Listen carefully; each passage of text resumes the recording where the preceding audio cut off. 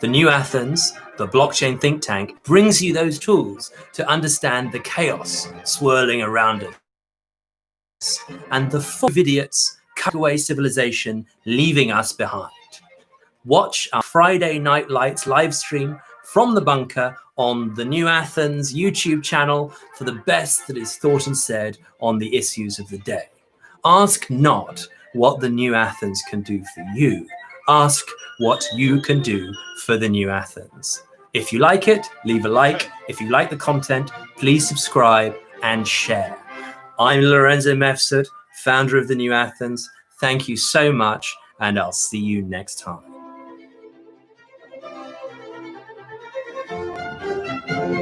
Good evening, and welcome to the New Athens. I'm here tonight with of Antiquitech, this topic of ancient technology, which we're so obsessed with here at the New Athens, bringing the past and the future together to create a pro-human world. And I just wanted to welcome you tonight, live here from the bunker in London on Friday the 19th of June 2020, or so they say, bringing you the best that is thought and said on the issues of the day. And we have a first for our blockchain university tonight, connecting think tanks across the world to bunker between Russia and London. Now, Philip Drizhnin has a wonderful YouTube full of really fascinating films on mud floods, on Antiquitech, on star forts, and looking at all of these ancient structures, whether it be pyramids, temples, or looking then at texts that we find from the past, with this eye of not only seeing the relics of the past, the physical relics of the past, but also seeing them through the lens of engineering and of function and of telos, of this notion that what were the functions of these buildings over and above what we are told those functions may be by the mainstream historical narrative. And there's a whole movement on YouTube which I've been following and we've been participating in here at the New Athens for some time, doing deep, in-depth research on ancient texts and structures that remain, looking at their function and reassessing them in the light of technology. So I just wanted to tell you, please feel free to comment in the live chat on this live stream, or drop into our Zoom or call in on WhatsApp. Subscribe, and you can then catch up with the ongoing debate on our Facebook group, facebook.com/group/the New Athens. I just want to make a shout out to our friend of the show tonight, at the English Muffin on social media. She's a great friend of the show and wanted to be featured here. So Philip, so glad to have you on the show. And I've really been following a lot of what you've been making recently. Not only have you looked at traces of ancient high-tech civilization in the things that they leave behind, but also, which you can find on your channel, but also in our languages, in our tree of languages, and in the etymology of the etymology of some of our words, which show us the traces of what things really mean. And one thing I noted, you mentioned in your recent video that the policeman Derek Chauvin in Minnesota, in the terrible atrocity that happened in Minnesota, again had this name of, it means chauvinism, like it's hidden in the name, that it means the conflict, and this kind of the pathetic fallacy of, well, why does the world like suddenly look in the language like what it's meant to be?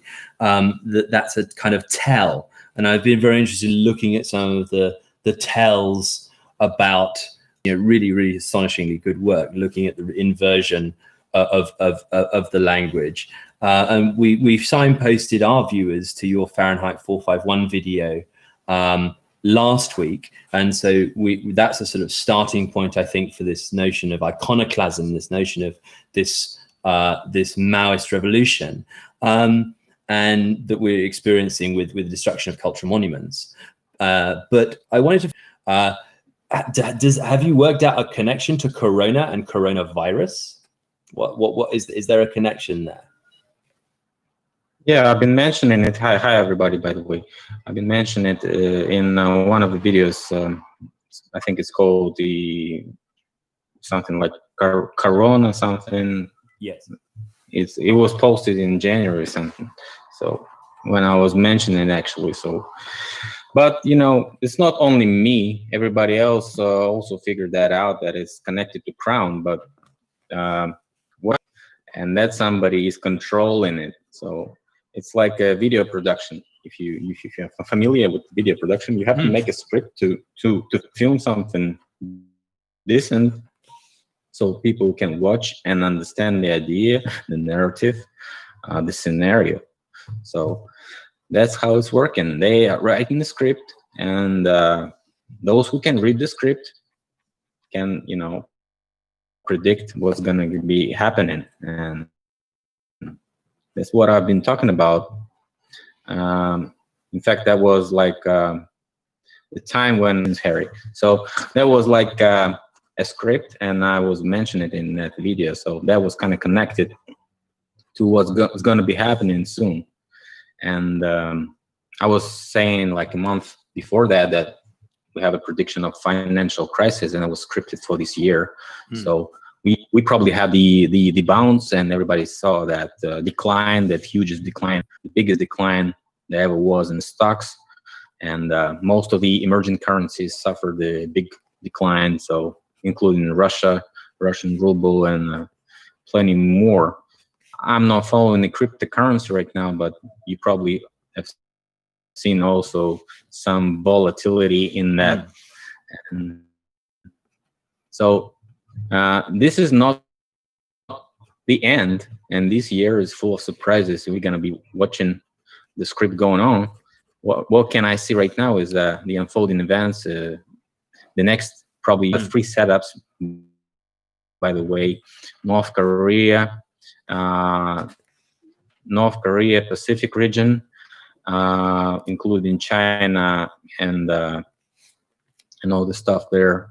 Probably maybe including India, then Central Asia, Afghanistan, Tajikistan, Turkmenistan, and then those who were following ISIS, they haven't disappeared just like that. They are like sitting and waiting for the signal to start and ignite the new conflict in that area, and probably will be marched up to north to the Kazakhstan, or maybe even Russia. Who knows, actually. And the next setup is Israel-Iran, which was unfolding last year. Everybody was predicting that something's going to be happening, but last year the script was saying that nothing's going to be happening. So I was saying that nothing's going to be happening. But this year we have this window opportunity for them to start and ignite this new financial crisis, and that's what they're going to be doing, and they're planning to do it. So we featured a tip we had on the reason why with this universal basic income trial that we've seen in the West, but with middle class people, with bourgeois workers who either go home working on sewers and keeping the food on the shelves and keeping the streets clean and the water flowing and electricity and so on. We've seen with this change in the economy and this sort of collapse of the economy, and then distributing huge amounts of quantitatively eased fiat currency in the form of furloughs and business interruption loans and so on. We're not getting the rhetoric from our government. Austerity after this, we're going to, have to have a collapse in the economy for all this largesse. And they created a new committee with the transfer of the new governor from Carney to, I don't even know the name of the new governor, but during the switchover, they created saying that this government is legitimate, and say the Venezuelan government, the first judgment, was an illegitimate government, and hence they can take possession of the gold that's in the vault of the Bank of England and then reissue currency against it, involve extreme austerity because of the borrowing that's occurred. So that's kind of one sort of little geopolitical game that we've been looking at here on the show. I don't know how it fits in with the Russia narrative and the oil crisis that we saw a month or two ago, where it seemed that perhaps Trump and Putin were clubbing together to marginalize Saudi Arabia in the oil market and OPEC in the oil market. Gold, I've been saying the gold is the only, instrument that we can trust these days, and that's the only one that didn't have any decline, as you can see. And for example, Britain managed to snitch a couple of 1,000 tons of gold from Russia just before the price went up. So that was kind of surprising for me. Somebody knew that was going to happen. So. And following back to oil, it's not that we are trying to let the Arabians rule this oil market, but on the other hand, we have like a whole bunch of fracking in USA. So and they became the first importer, the first major importer of oil since like to 2016, 2017, I think, and they're like #1 right now. So everybody wanted to put the #1 down, and they did it. So this is actually the attack against the U.S. production of oil, not the Saudis or Russians. Russians didn't suffer, Saudis didn't suffer. Only Americans suffered because they have to buy their own. Yeah, they have to buy the oil from their own companies for $50 and plus per barrel. So, and they did all these months. They are buying and buying and buying, and I don't know if they're stocking it for what, but actually nobody was actually consuming that much. And so this is not the end and not the bottom. We saw the negative prices of oil. Yes, and the bottle of water probably cost a lot more than a barrel of oil pretty much soon. So this is what's gonna and the guys putting me the message that the stream is not really good. Oh no, it's breaking up. Yep. Oh, shit. Everybody's saying it's breaking up. So last 30 seconds are okay. Oh no, it's breaking up. Probably check for your stream. Everybody's saying it's breaking up. Working very good. I've been messaging people saying, "How do you see it?" Should be in the picture. Yeah. See, I can see it. It's sort of going down a bit in bit rate. Ollie, if you look at this one, you can see the feed. Sorry.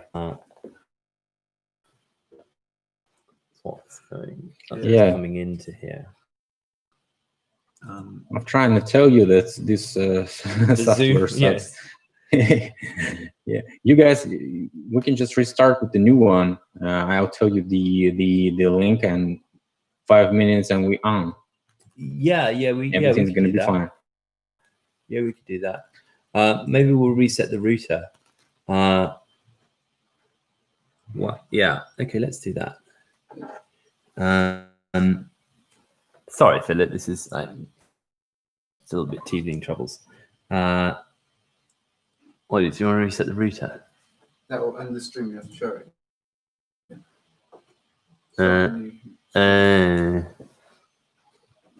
Let me see. Let me check it now. Okay. It's still. I'm trying to boost the. Let's see. We try that? Yeah, try what? Try. So Philip sent the stream.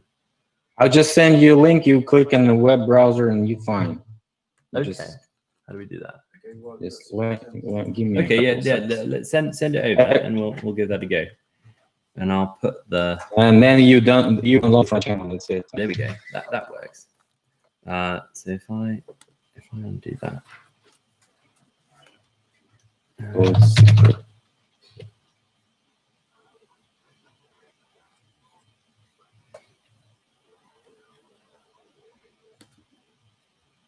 see 46.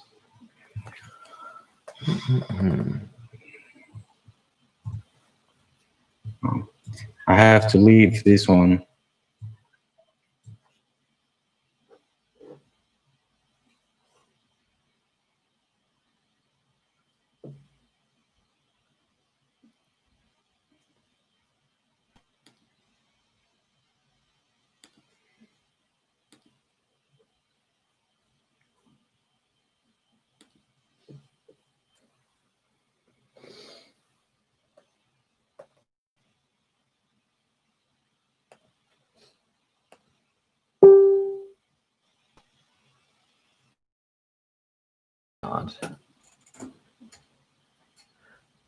Okay.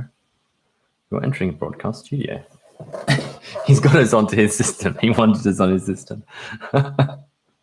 Allow.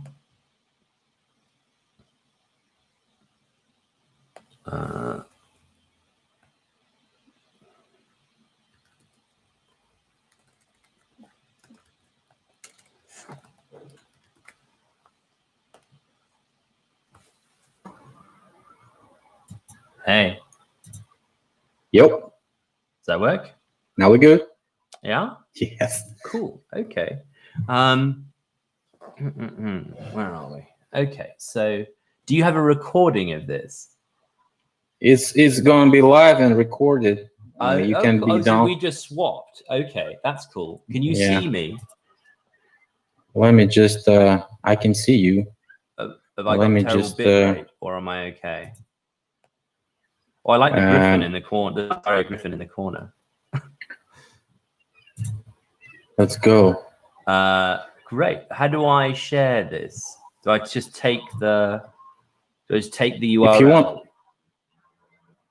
Yep. that we're on, and I put it in our feed, and then people can come over here. Yeah, just no, you can go. I'll give you a link. Oh, great. Bro. Okay. Don't share it. Don't share that link that I sent. This one, only this one, the last one. Hey guys, we have technical problems, and so we have to restart the stream. Have to. Everybody. Let's. There we go. Okay, so it's a YouTube. Oh, okay. So I give this YouTube link. Yeah, you can only share the YouTube link. The StreamYard link is only for us. Okay, cool. That makes sense. Okay, I'm gonna share that in the. Where did I put that one? Shit. So I go into our YouTube notes and I just put that as I come across. Where's the heck? Your channel.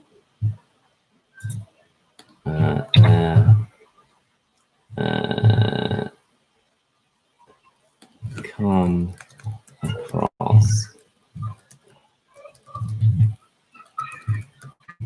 to this link better quality. Yeah, everybody. Hello. We had a little problems, difficulties. We used to, you know. We've had Anglo-American. We've Anglo-Saxon issues, and now we're going to, we're going to Russian tech, and everything functions. Fancy that, like vContact is so much better than Facebook. We know that we know that you've got the logistics down. Thank you for saving our bacon.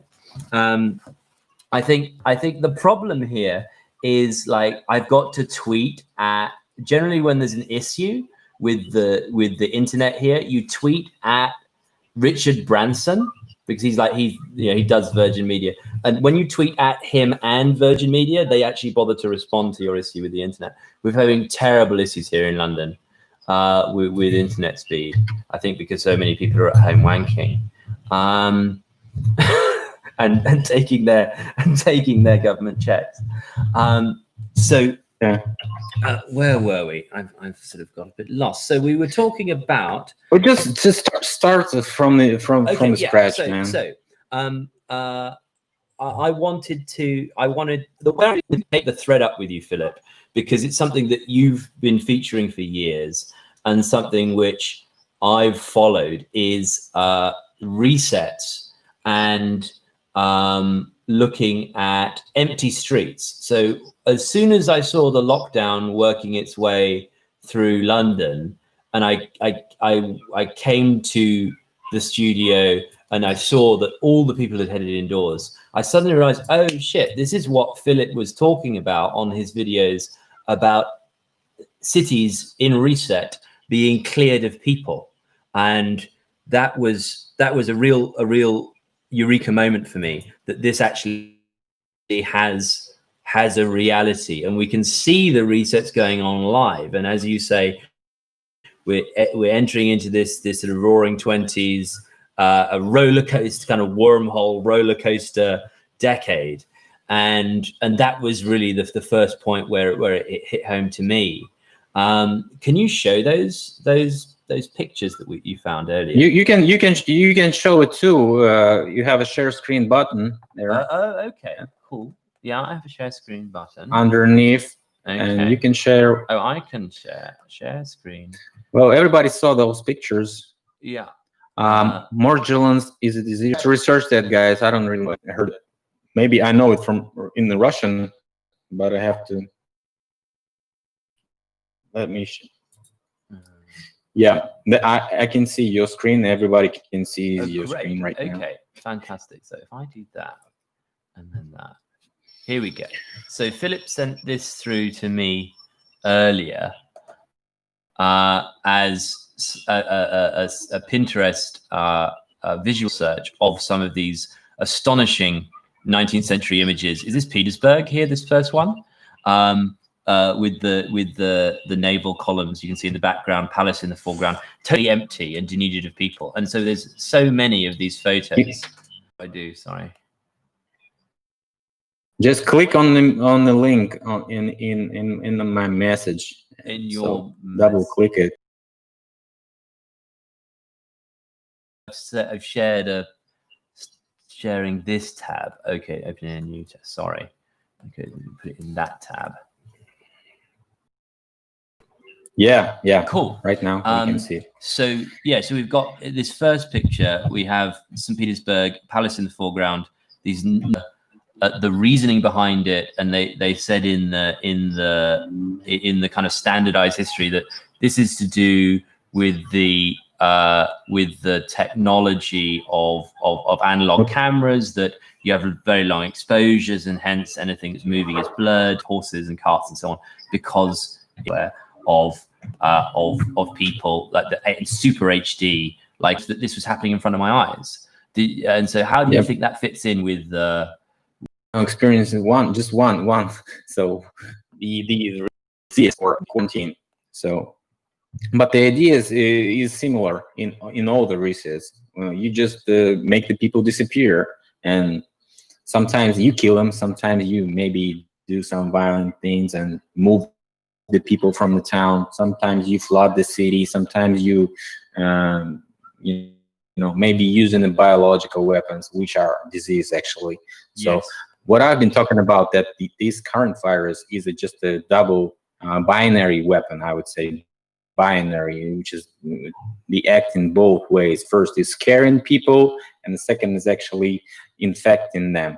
But the infection is not very, not as dangerous as the second, the scare and scare thing, I know. Right? It seems to target pre-existing conditions. Here in this picture, I don't know if you can zoom in. Here in this picture, we have some blurring. So this is showing. I just found scrolling down your view. This is astonishing. This astonishing sort of Tartarian antiquity edifice in Manhattan, and then you can see some of the blurred out. You've got plague, and that features in history. You've got then often these resets are disguised behind wars, especially wars of religion, and but they're all piling in on one another. Philip, do you think that's a sort of sign that the people who are trying to control the narrative are losing that control and then trying to just sort of? So the script is also depends on some certain conditions. So This is how it works. They know a certain person can, protect himself, so he protects himself. So, and this is a script. This is like a movie, and everybody's acting for this script to work. The most efficient, and actually the media is what is running this script. And because right now we see everything is televised, everything is can be Instagram videos, similar to what we have before, because all this technology, so they know how it works, and they already practiced before. So yeah, this is how it works. I've been people who take on this mainstream narrative in the media and here in London, and with a lot of sort of social controllers. And what really struck me is the confidence with which the culture from less technology to greater, which then, of course, as we've discussed and as you see in your research and the research of the sort of Antiquitech movement, is not the case. Actually, you see there's a massive we're sort of coming out of a massive dark age towards, as you say, recovering some of these technologies that have been lost and then reinterpreting and reusing them. And so essentially what we're working at here, which we kind of lost in the start, was is to examine how we can deploy those technologies in a pro-human way and in a democratic way, and control over the narrative, as you say. But this narrative control, as you put it, is these bottlenecks of history. So we're entering one of these bottlenecks of history now. You can see with the ruination of the monument, with the desecration, ruination, and vandalism of the monuments, you can see a kind of narrative of, well, we can delete a whole load of what was in the past. And this deletion occurs in some of that working its way out, certainly here, and with moving from Minnesota out into across the styles, in the same way that skyscrapers are international styles, or the Tartarian style of architecture appears all over the world. And one of the ways in which that's been narrativized, whether that's in terms of staff or the kinds of tech that we find, trams and so on, which we've looked at all over the world, is we can now rubric them all under this banner of colonialism, which has actually become the new bugbear, the new evil. And then we can start wiping aside, saying, I don't know, Nelson's column, which is clearly a device in the 18th and early 19th century. And then that's a reason to destroy the whole thing and go back to year zero. How these things work in terms of that delete instruction. Yeah, what I found out actually that China didn't even know their own history before Soviets came. So Soviets wrote China their history, and that was literally spoken out by the official Chinese spokesman. She was saying like about the annual period of Soviet-China relationship, Russian-China relationship, and said like, we didn't have any history before Soviets came. And said like, what?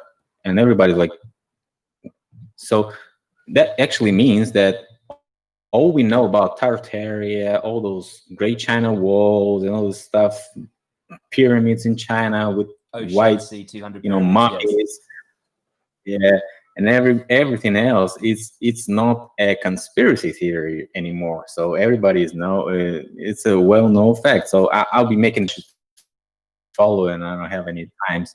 So. And Lady Mud sent me a nice video, a nice voiceover on Marine Kingdom. I also promised to make this video like a year ago, and all this crap that unfolds this year just stops me from, and I always forget about that video. I remember that, so I can recall that. So there's some type of ruling class. Everybody knows about it, so it's not a conspiracy theory.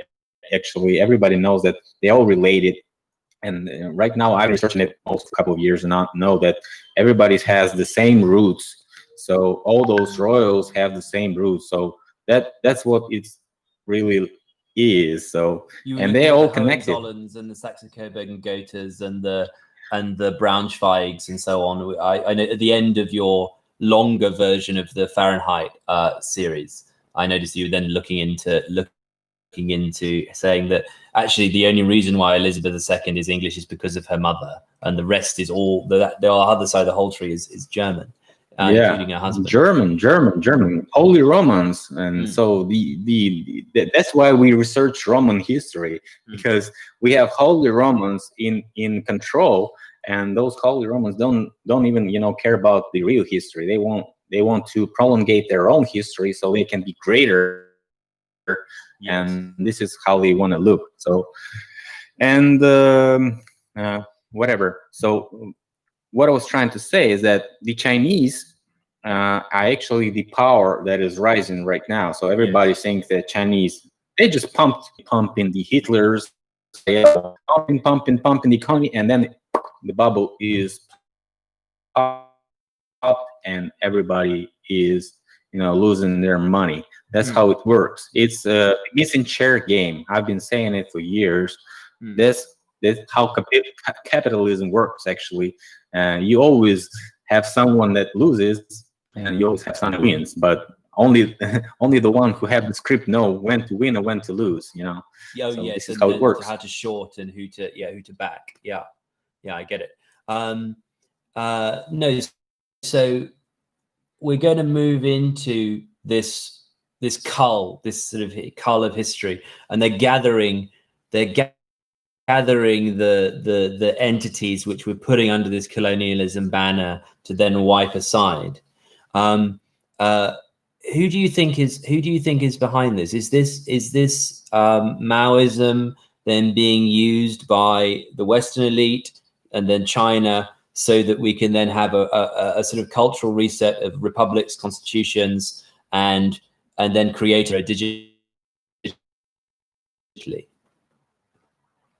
It's like when you have a limited, amount of resources in some, enclosed system like we have a closed system. So as long as these parasites from the Marine Kingdom took over, and we've been mined for years, so for centuries, and they what they actually doing is raising the efficiency of this mining process.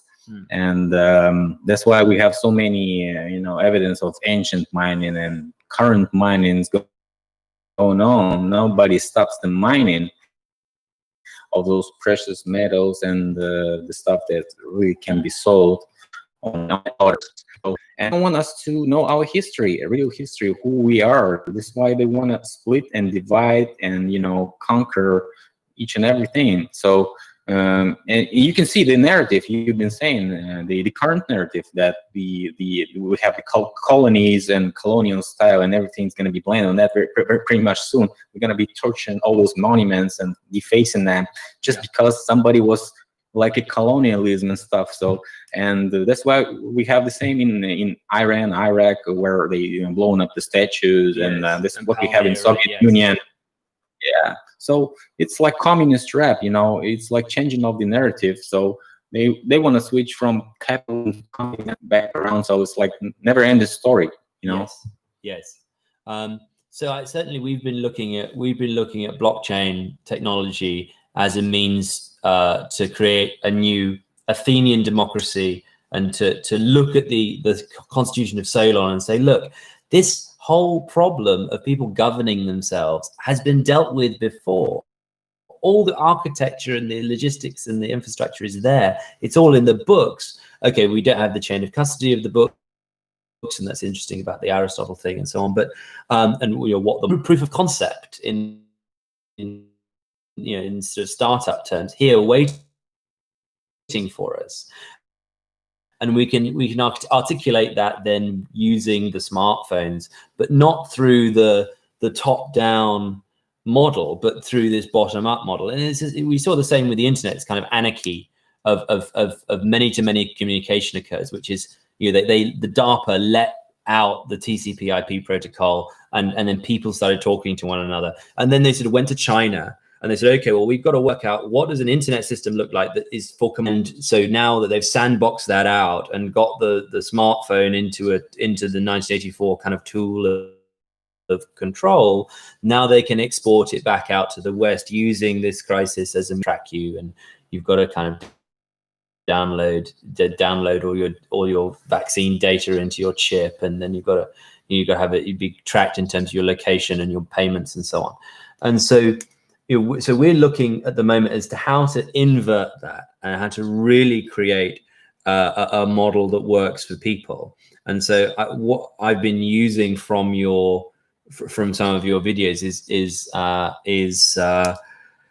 this notion of the bottlenecks of history. So if you look at history in the frame of historians, and you just got to turn the faces around, and then you'll have solved the problem of what happened in the past. Whereas, as far as I've seen from your research, what you've got to look at is lies and is the manipulation of narratives. Like there's a layer between you and the past, which is the layer of language and manipulation, and as you say, the control of the narrative. And so the victor can not only paint himself as a good guy. He could delete the enemy from history. He can take his works and make them his own. And he can also sort of then wipe out the diversity of opinion.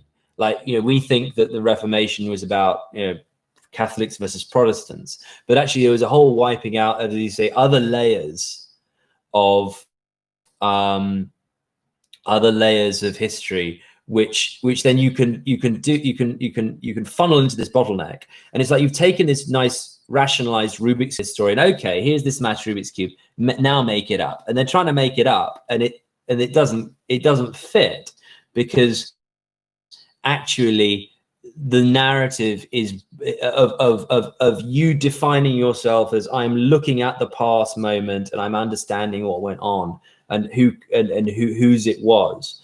And so I think that we really need to start opening up this debate, because I think it is important for people to know that the past and the future can connect. And I think you're right that we've been totally. Yeah. By the way, I have an exclusive footage. Oh yeah. Cool. Somebody sent it to me. Nobody else saw it except me. Can you see it? Yeah, I can see it. That's a sinkhole near one residential area, as you can see. So those sinkholes appear everywhere in Moscow and many other cities. And once you get in, you see that something's wrong. So those guys, called for the specialists so they can, check out. And they found this cave system. And as you can see, it's a very big one. So where is? And that's in one residential area. I will not say when, because they're gonna be pouring concrete, so closing it down. Yes. So many people came, as you can see, and you can find more. Those mines are everywhere, and they've been mining and digging those tunnels and intercontinental tunnels everywhere. And you can see the car is there, car of 50s. As you can see, this is 50s car, maybe 60s. So for how long we have been fooled, and how come this car is down below here? That's I found so many mining evidence, and I have this friend of mine, Mike Ferrero. He's also researching mine. He was not even following me before. He came to this mining stuff just for himself, and I was surprised that finally somebody's talking except me. So you guys have to research more around your area. And got a Mavic 2 Pro drone coming, so we're going to be doing some architectural views from the air and so on, which now I know that if you look in plan view, often you'll see an isometric view. You'll often see these ancient maps like the Rhinebeck panorama of London, which we featured on the show before, in 1805, like above where Tower Bridge now is on the Thames, looking down at the whole of Christopher Wren's London. And so we can start to then map some of these views against what we see now. And I know you can see structures from the air, and so when they're discovering them with LiDAR in the Guatemalan and Mexican forests and so on. So it's going to get really interesting having more eyes out there, and so we're going to get into that in terms of architecture, and we'll get some footage, and hopefully you and Philip Firsov, my sculptor and our historian here, we can get together some new footage, which would be quite exciting. But that's coming in the next couple of weeks. But I wanted to ask you, we've looked at star forts on the channel in some detail. We went through the star fort, and they have I'll try and find it now. They have they have a album of don't bother. Everybody saw those star forts. Okay, cool. And I mean, what I wanted to this is not a secret. What I wanted to ask you, ancient versus modern video, the facility, the modern engineering facilities look much like star forts and ancient at the moment in terms of what the star forts actually are for in terms of mining. I've been looking at the water systems going around and maybe Tesla power. It's hard to fathom at the moment. What's your best read on the star fort functionality at the moment? Star fort just the outposts and of the end stations of previous miners. So they have to protect their goods. They have to establish trades and logistics. That's why they have these tunnel systems and the fleet. So they can, always, the star forts is always near the water or something like this. So, and that's why you have these connections to the Marine Kingdom also. And I think what we actually had before that gas empire was the Tartars. So Tartar is, in one of my previous chats with Victor Buggy, you can find me picking up the etymology of Tartar. So the empire, the gas empire, and everybody was digging back in the day. So. This is what is going on. Drilling, mining, Mike Ferrero is very good at hydraulics mining, evidence, and all this landscaping, terraforming stuff. So you might as well check my chats with him and probably invite him if you want to know more about that. So, yeah, fantastic. And right now, what I was looking at actually is no ships or naval circulation in the Arctic. And the Arctic shore of Russia. So I think that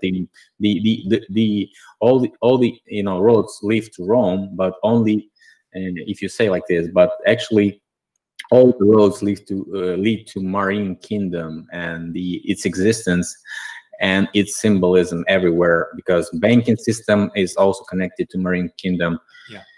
Mining is connected to Marine Kingdom, and the whole world is a huge, big mine. We can see the salt water is also the evidence of mining, actually, because the water comes in the quarry and fills the quarry after the mining is done. So this is how it works, actually. It's I mean, I suppose a neutralization reaction is acid plus alkali goes to salt plus water, right? So that always struck me as intriguing. And then I looked at your blue blood element of the NaCl. Was it NaCl? Zion. It's in Russian. It's cuprum OH. It's exactly. Yeah. It's cuprum is copper. How does that fit together with the Mendeleev table, which of course also came out of Russia? That was a question that my sculptor Philip came up with when we were looking through that. How does that fit with Mendeleev? Do you know about how that would work? Yeah. Mendeleev made up his table when he was sleeping, actually. So, and as far as I know, when we sleep, our mind travels up to the Navi world, the actual world that we live in, because what we have right now, this physical Rome, is a closed system. Yeah. Of physical existence, but the other worlds are a lot larger and further, and so the Navi worlds, they call it Navi world. It's navigation and all this stuff, and gates to Navi. So, and you can only fall to Navi via the ships and the submarines or whatever. So that's why the Nazis wanted to have so many submarines, and we're trying to follow to the Agartha, whatever they want, entrances to something, and all these legends about Admiral Byrd trying to capture them in the Antarctic City. It's all related to the same thing. They're looking for those gates. Yes. So on the topic of the northern coast of Russia, I know that Sylvia Ivanova, who really sort of got me into this, along with the Revelation of the Pyramids documentary, she's called her channel New Earth, which is Nova Zembla, which is the peninsula that goes north from the north coast of Russia. And and then she says that Rome is a title, not a city. So we have this decentralized network of city-states that form up Greece and Rome and so on. And Rome is a title that exists in the city in Italy, then the city in Constantinople, and then the city in Moscow. And it's like it's a designation. So how do you see this notion of the north coast of Russia and Moscow being this kind of center of civilization? I don't think we have like a really center, because we are the center. So the plane is called Midgard. We've been called the Midgard. We're the one controlling the gates to the other layers. I would call them layers because they're like not the same plane as we are. So we have to understand that it's really hard to imagine how it works, because we are like totally pessimized by the knowledge system and the education system, and it's getting worse each year. So our kids will be more pessimized by the system than we are. So it's really hard to imagine. All these devices we have are only to dumb us down, so it's not helping us anymore. And as one girl on Instagram said, nobody's going to be looking at the girls with the big lips on big good makeup anymore. Everybody's going to be looking for the girl who can catch a chicken. This is really the skills. We're missing the skills, actually. So this is how it works. Yeah, I know. And so we've been looking at different modes of life and breakaway civilizations, and the ways in which people can start building and learning to get back to the real technology that's not just within the digital screen, whether it's in terms of architecture, in terms of survivalism and prepping, or in terms of understanding the technology that we have and looking at mechanics and so on. Do you think that we can recover? I mean, if you look at railroads, I know railroads are really very interesting. Do you think that we can recover like the different stages of tech? Are you positive about that? Are you optimistic about the ability of people through the internet and through this means of communication to create a new world, or are you more pessimistic with looking at 2020? I think it's a missing share game. I said it before, so I think whoever is going to be losing it is going to be losing it all. So we're all in right now, like a poker game, and everybody is guessing what is going to be, having their income with, or their profits. So this is the change of thinking, of mentality. When we stop thinking this way, we can realize that something's going on. Because right now we're hooked on survival, and the system is, like you said, tightening the belts. The system is tightening the belts right now. So sooner or later, everybody's going to understand that we're missing the real skills and missing real information, real history, real knowledge, and all this digital world is just imaginary. At least if it's not going to be happening the other way, because who knows, maybe we are the entrance to this digital new world. And I would be glad to see this cryptocurrency exchange and how it's going to be happening. But right now I only see it's a CIA, cover up operations, or maybe something else that's more worse than that, because people investing in this stuff and they don't really can, feel what they have, like the paper gold. Also, you're investing in gold, but you don't have the actual gold, Yes, so. Yes, the certificate's represented at the Bank of England, and then you can be arrested or depersoned in various ways, and then of course your assets are forfeit. So your paper, it means nothing. I know. So it's like the question of control. Who is controlling it? Not us, actually. So we can only guess what's going to happen with those assets, and that's it. Yeah, no, and it's certainly, I think, as far as I've found, there's a lot of psychology and a lot of a matter of deprogramming, like one person at a time. When you start introducing them to these concepts, when you start saying, okay, you can have potential in yourself to create your own project outside of the corporate reality, and like we can just build one person at a time. And you can see this in overdrive with the lockdown. And people becoming fearful of one another's bodies and one another's presence, and that they really got inside the heads of so many otherwise well-educated, otherwise intelligent people who just downloaded the paranoia completely. And so actually that I've found people have more potential to wake up from a darker state. Do you know what I mean? That if they see quite how far they've gone down the levels of hypnosis, they can snap out of it perhaps a little bit more than if they're kind of comfortable. And so maybe you're right. Maybe this is a moment to accelerate through.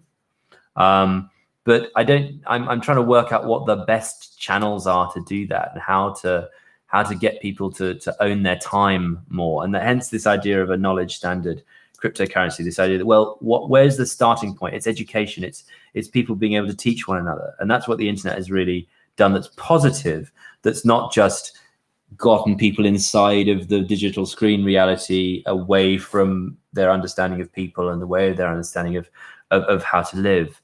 And so do you have any advice on how we could create an education system that really empowers the brain rather than makes people jump through those hoops?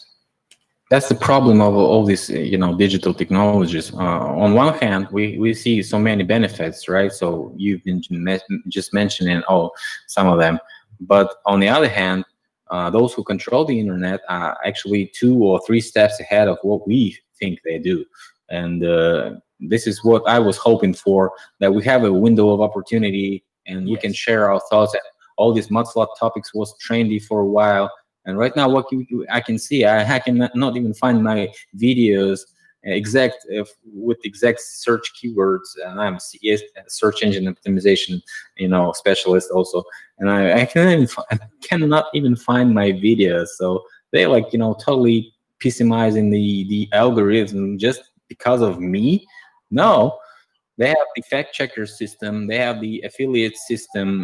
They can, do whatever. And all those algorithms are being improved each year. So, and it's not about profits anymore. They don't care about profits. They don't care about how much views you get or how much Patreons you have or whatever.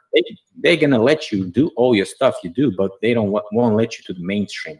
That's what they kind of do. And they can let the mainstream to show the people that are being controlled by them for years, like David Icke or whoever, you name it. Mm-hmm. So I've been saying that for years. Whoever is in the mainstream is being controlled. Everybody knows that, but they still follow David Icke and his conspiracy crap that he's promoting to us, and which is like 90% truth and 10% of terrible lies, which are very more destructive than knowing all this truth actually.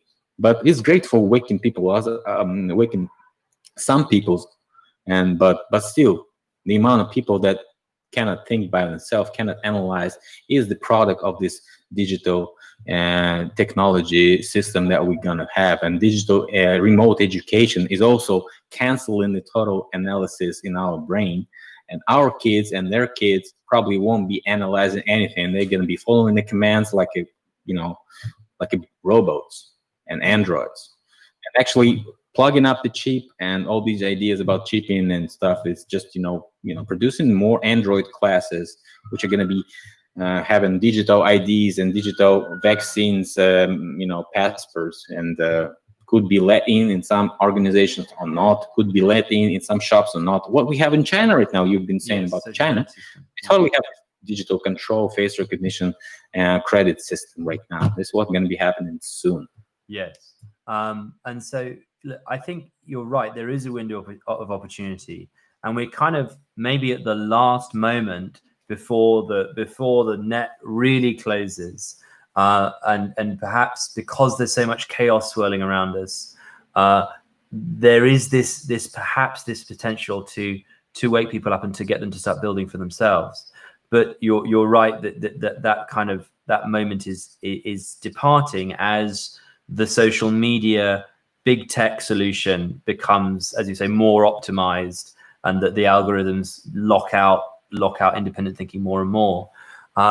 So I mean, we've looked at Alex Jones and what he's built with InfoWars. I don't know what your opinion of his ideas are, or whether he's control opposition, but certainly he's created his own set of platforms on radio with his own broadcast through his own servers, and that has created this notion of the independent media hub, which we've been looking at now. We've been tooling up here. Now, one notion that I thought was really important from what you were saying was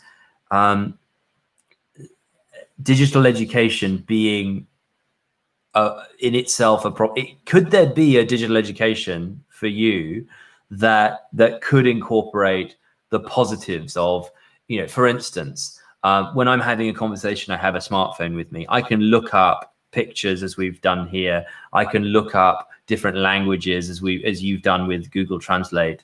I can then translate texts from other languages back to an intelligible version so it can feature in that conversation. We can get video evidence. You know, we can use the power of the internet to crunch down the data into a more intelligible format. And one of the little recent moments that I saw was Elon Musk talking on Joe Rogan a few weeks ago about his Neuralink project.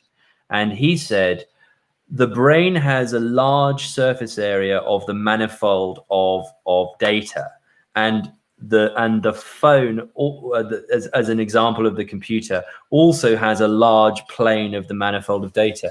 But our fingers, mouths, and tongues and ears have a very low bit rate, and so the notion is to ally the large surface area of the computer with the large surface area of the neurons at a much higher. I mean, the neurons have their own speed limit, but it's much higher than the kind of the very low bit rate of our bodies.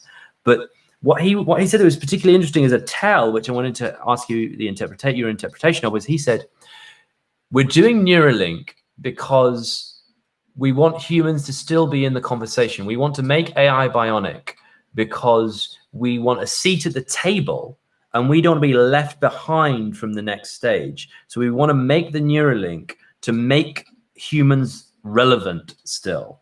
And what would you make of that because he often introduces these concepts into the mainstream media, often like without permission from the controllers? Well, when you say these long questions, I totally lose some details. But starting with remote education is going to be plain and simple. If you have the money, you're going to have the full contact, real education with your teachers and meeting them in the real life. Only those who will suffer with lower income, and that's going to be the vast majority of people, like 90% are going to be having remote education, which is going to be a lot cheaper and more marketed and presented by the marketers. So second, Elon Musk Neuro system is he's lying actually, because our brains have the most capacity that 10 times higher than all the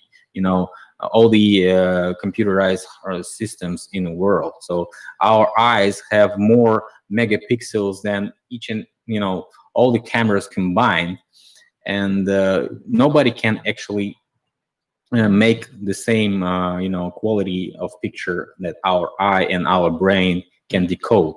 So what he's actually doing is he's selling his future products for the audience. And that audience is not those who watching Alex Jones. That audience is actually those who, buying stocks. So this is how the project Tesla started. And how many years passed? And actually, what did he actually do? Nothing. Just, showing us CGI pictures and all those cars that actually doesn't really, he didn't make them cheap enough for everybody else to buy them. So it's not the mainstream car; it's the car for the rich. So and we've had electric car infrastructure before. I mean, I know you featured it, and And if you look into the research, you can see that you have these ancient electric tram systems, which then they're pulled by horses when they forgot how to make the electric work. And so then the historical narrative inverts those two time points where they say, oh, we made these silver cars for horse-drawn use, and then we electrified them once we found out about electricity. And then around 1910, we deleted all of the electric systems and we went to petrol, when actually you had like charging stations for electric cars up from New York to Boston and from London to Manchester. And you had this network of tech, which was then deleted. And we can see this right now in England. The Beeching report in the 1950s, early 60s, closed all of the branch railways, all of the decentralized network of railways in England. And the part of Dominic Cummings' policy platform at the last election was to then revive the branch railways and have this more capillary network through the country of lower grade train travel. And so you can see that as you're saying, the traces are there. The question is, can they be reactivated in a way that's pro-human? Well, actually, it's all about control again. So whoever controls the system understand that what's going on inside the system. It's like when you have the farm and all those, cows in the farm, they think that they're raising efficiency of milking and, relationship between the cows, and maybe, they meet their cows after after they have been born, and talk to them via the screen or something. Maybe have smartphones to connect to their calf, but actually that calf is dead already, and the cow can't give you any milk if it doesn't have the calf before, and it hasn't been stolen from that cow. So this is how it works. Whatever you've been dreaming about and making your production efficient or inside the farm, it doesn't mean that it's working outside the farm. So we can guess whatever. We are not controlling this farm anymore. So this is what I don't want to work on Maggie's farm no more. I'm not saying become vegetarian, guys, not this time, because this is also, and talking about electric charging, how much does the 1 kilowatt cost in comparison to oil and burning of the gas, for example? It's a lot more, it's a lot less ecological than to burn any gas or gasoline. You're displacing the pollution from the location of the vehicle to the location of the burning point of the power, the power grid. And I saw an amazing documentary recently by Michael Moore that went into the detail of the green energy scam, in terms, as you say, of investment funds looking to park money in green energy, which is actually burning wood 99%. And there's 1% inefficient gas and wind and solar, and that was a real eye opener as to exactly how that particular matrix has turned into massive profit for Al Gore and his friends, and also that coming from somebody of the political left was very interesting, because it activated a set of people who wouldn't listen to the Alex Joneses of this world, but because it was said by Michael Moore, then you could say, oh well, Michael Moore said this, so you might be more interested in Michael Moore. This is just like split and divide. We have Alex Jones, who has his own layer, but it's not emergent anymore. As you can see, he has been deplatformed from many places, and so he's probably stuck in what he has right now. We have Michael Moore, who also had these 9/11 videos debunking all these bushes and stuff, but he also is in his layer of information, which is definitely Hollywood prepaid and sponsored. So we cannot trust that anymore too. But I'm not saying that they don't tell us truth. They tell us truth, but in the narrative that they want to tell this. And this is more destructive actually than if you find out that truth by yourself, because each and every one of us has his own truth, right? So I'm for that truth. That truth is more efficient than anyone else, you know. Hmm. Research, guys. That's what I'm saying. Research, and I've been saying it from day one. I'm not here for the fame or something. So I've been, you know, warned by the YouTube management that, you know, I'm rather good, and you won't be, you know, blocked and stuff. And as long as you're the partner and you have so many channels on YouTube, and I have like around 20 channels right now that I'm managing. I'm not, you know, a face of the channel or something. I'm just a manager. So that's why they don't shut me down. But some people just get shut down for just like this, you know. And but I see I've been, you know, totally pessimized by the search algorithm. So that's actually doesn't really work. I'm writing them the messages. What the fuck is wrong with me now? And they're not answering me anymore. Although I make them a lot of money, and I probably made a couple $1 million through these like 3 years with all my channels, right? And they're not answering me anymore because they are on COVID. You know, they say we're on COVID. You know, we're home. We're not working anymore. Yes. So this is how it works. Oh, so they haven't key workered themselves. We have this key worker, essential worker rubric here that, and actually we've put ourselves underneath it as independent journalists outside of the sort of BBC, which is located about half a mile down the street from our bunker, at Broadcasting House.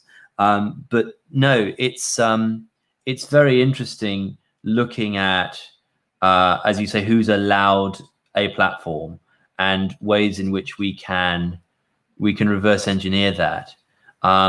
Certainly, sort of word of mouth, using WhatsApp and so on has been kind of brought down with this sharing bans on controversial content, or now on sharing bans on any content.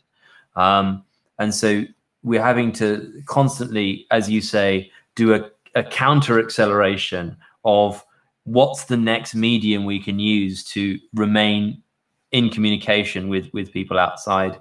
And it's even more so now that people are stuck in their houses, and so many of them have locked themselves away.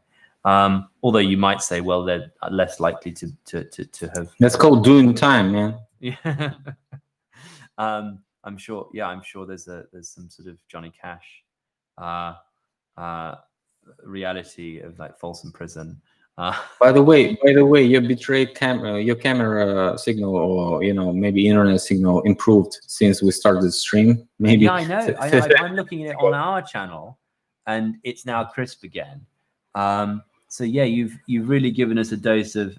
You should be announcing who you're gonna chat with.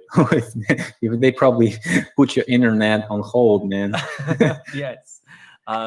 Yeah, I see. Yeah, no, I mean, it's astonishing, really. We've had this problem for a few weeks now.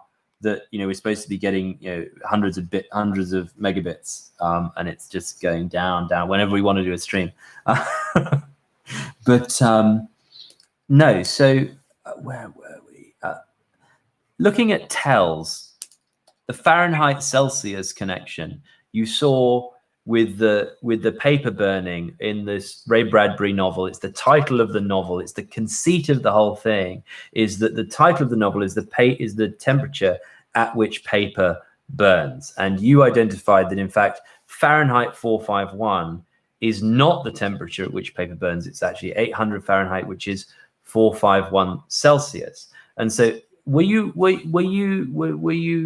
implying in that video that that was a tell from Ray Bradbury on purpose, leaving it there for us, saying like, look closer at the book burning? I think it's just, you know, the editor thing. So I'm not sure what was the history of the book. Although I've been, you know, watching his interviews and stuff like this, and I even read something about how he was writing that book.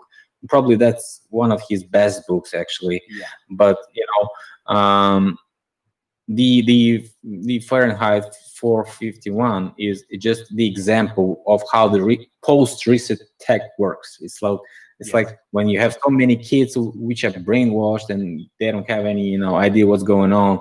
You just cut off their access to some really important books, you know, and that's why we see so many book burnings in the history line. So in the timeline, there they have the book burnings. Each and every century we have like large book burnings, Yes. and those expeditions of commissions or commissars with weaponry, and they riding around the country finding those ancient books, and just and very taking helpfully them, copying them, and then giving copying you them, and then giving you, re-editing them. yeah, the And so re-edited copies. that's why I don't trust those ancient books anymore, because if we don't have, people can even, edit them back in the days and tell us right now that that is actually the original, but Yeah. it could be re-edited, and we don't actually know, because older in tech is very simple. You can, make a paper a little bit older, just in some conditions, put it in some condition, like, Yeah. it grows like yellow, rusty color, and that's how it works actually.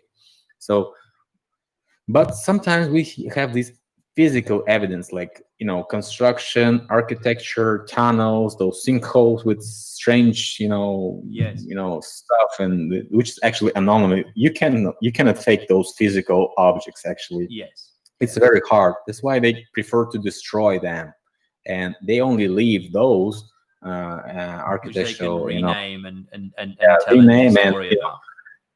I saw just a video today about some black priest or somebody who's trying to tell the one white reporter or maybe TV media guy, that, like, asking who built the pyramids, and he said, "We built the pyramids, the white guys." And he said, "No, the black guys built the pyramids. Haven't you read the script? They said that black guys." And he's, "No, the white guys built the pyramid." And that's why we have even a meme right now. Just, if the slavery is responsible for building the pyramids, just go and destroy those pyramids right now. Yes. Try to do that. But I'm not, like, I'm putting myself down, calming down and breathing and saying, like, okay, whoever built those pyramids, why, if those were the black guys, why didn't they restore them then? Yes. Why don't they have any more? Yes. If we have, like, Russians building the Kremlin and it was burned down a couple of times, they restored it and it's still standing. If we have the, Britain or somebody else, any, all those cities that been, built for some exhibitions and, world Yeah, fairs, Yes. they've been This is totally burned down and never restored. So this is like the food for thought, actually, who built what. We've been looking into this and trying to emphasize this notion that if you're using something that you can't fix, and we're looking at this in terms of the YouTube studio we're building, although we can't fix it right now, and you had to fix it, but thank you. But in terms of our infrastructure, in terms of, like, say, Victorian sewers in London, if you can't tinker with it, if there's a policy out there that it's best not to touch it, because if you touch it, it probably will break, and hence that you don't know how it works to begin with. You didn't make it, you can't even repair it, so it's best to just keep it ticking over.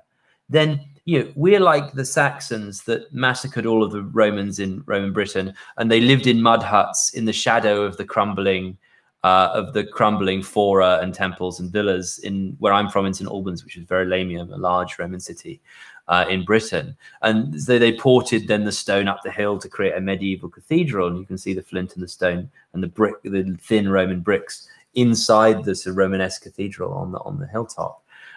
We are those Saxons who massacred all of the Romans and now are living in the mud huts because we're superstitious of the infrastructure we don't understand. And you can see that, as you say, you can see it happening when we can't touch it in case it breaks. Yeah, and that's what I'm saying. You're living in the detritus of your ancestors. Yeah, probably we can fix and renovate some building in some parts, and spend a whole bunch of budgets on renovating and making a great event for the public. But actually, it was dual or maybe triple purpose devices before, and actually those architectures can only fix the facades, and don't even know how the stuff actually worked before. All these electrical cars with Teslas and gasoline and internal combustion engines are just a joke, because we have all this atmospheric electricity all around, magnetic fields and torsion fields that could be used, but they don't use it just because they don't actually want us to know that it's plain and simple to get the energy from the scratch and don't pay for it.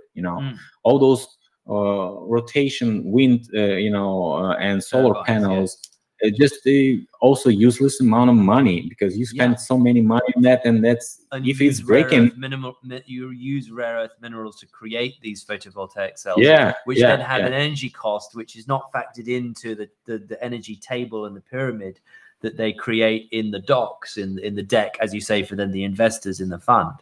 And it's a complete energy sink and a complete pyramid scheme. And it's funny that pyramid scheme has come to mean something bad. That I thought was another little tell that you might be interested in. We often get it with crypto and blockchain. Oh, it's a pyramid scheme. No, it is a pyramid. You got to use the SATA. Yeah, it is a pyramid scheme made of great big stone blocks on the blockchain. You got to take it back. You reappropriate the term. Yes, it is a pyramid. Yeah, actually, I made a video about the Giza complex, and it's totally looking like a chemical plant. Yes. So perhaps that was just a shape of the energy sources that they used to, produce the chemicals from the amount of resources that they had.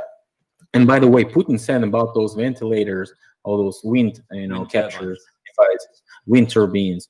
He said they're working pretty good, but the awful thing is all the worms die. They it's vibrating so much that all the biological creatures in that area, in a certain area of vibration, just die. So is it really ecological then? I don't think so.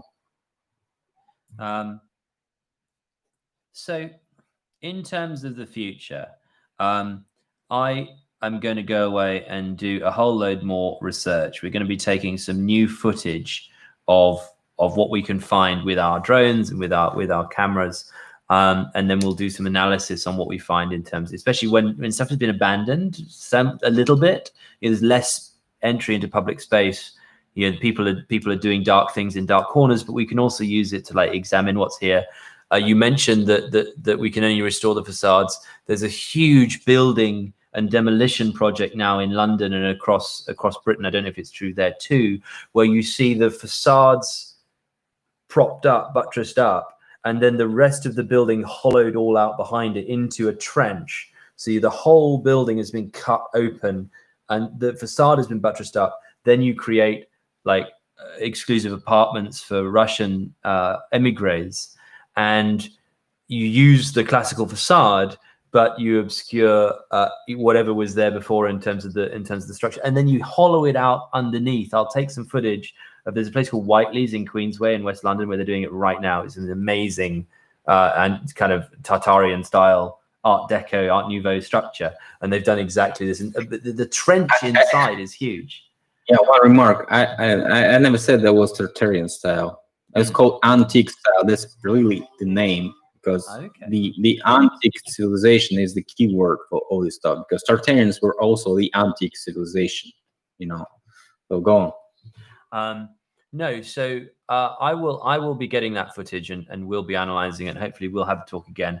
I'll bring down Philip Firsov, my sculptor and art historian. He has his own Anglo-Russian heritage and does wood carving and stone cutting and bronze casting and so on. He's inside the making, and so we've been looking at him with the making of art objects and the making of sculpture and how weathered chisels can actually achieve this and so on. So we've got a few videos on that, which I will go through some of that stuff when we're together, and hopefully you can join us. And then we're looking to set up this blockchain university to try to use this moment, as you've identified, this kind of break before they crunch everything down into the crusher of the Maoist cultural revolution, of the reset, and see if we can get people to start to look at life with new eyes and educate one another. Yeah, I would like to see you succeed in that, because there would be some hope, at least, So and I'd be very glad to have a chat about the logistics as well. You've obviously got this down with the StreamYard. Maybe that's an intermediate layer that kind of works with YouTube better than what we were doing. But no, thank you so much, Philip. And it's been a real pleasure finally to have a face-to-face chat. And I just want to say I'm such a fan of your work, and I've been following it for years. Everybody on our channel in New Athens must go and take a look at Philip's work. I'll be incorporating it into our. We have an introductory kind of primer. Playlist on our YouTube channel for Antiquitech and megaliths and so on. And I'm going to be improving that. We'll be going on to the Facebook group at the New Athens and having more debates and giving more evidence there. We've got lots of sort of galleries of recently we found along from Martin galleries of Calcutta and Antiquitech buildings that again have been now put under this bracket of colonialism that must go. And so I think, documenting what exists is really important, because it may go and we may have a long time before we can, as you say, restore or repair. So yeah, I wanted to just encourage people to go and see Philip's channel, and we will have a debate around that. We'll do more analysis of your videos. And some more evidence and see how it goes. But it's been a great start, and I wanted to thank you for coming on so early in our journey. Yeah, thanks for inviting. Anyways, although that was a little screw up in the start, but I think we had a good finish for today. And thanks everyone who joined. Although that was my backup channel, 100 people I think joined us during this chat, so that's really good. So to carry on the debate, you can go to the New Athens YouTube channel. You can go to facebook.com/groups/the New Athens, and all over social media @the New Athens is the title of our project, of our blockchain think tank and blockchain university. And our notion is to bring back an economy of the true, the beautiful, and the good, based on a knowledge standard of currency to allow people to educate one another. We'd really love you all to come over and participate. I know that Philip's audience is a really, really exciting group of people who really are doing their own research, and that's what we're trying to inculcate here in London and then globally. So thank you, Philip, and thanks a lot. Keep in touch. Yeah, thanks everybody. Such a pleasure. I'm ending the stream. Great. Fantastic. Thank you. I think it went good. So I'll send you the link. Thanks. That link. Yeah, and then we can. That link I was sending you in the messenger. It's gonna be, processing for a while, like maybe 30 minutes, and then you can download it into your channel, right? Okay, great. That's in my Facebook Messenger. Fantastic. The link I was sending you, the YouTube link, not this stringer. Oh, not so it's it's which one is it? The YouTube link I'm supposed to take, or yeah. Okay, so then we can download that and then put it back. Do you know how to download from YouTube? Do you go on to like StreamTube? I've got StreamTube, which you can then download. I can give you the actual link that is the best way to download from YouTube. Also here.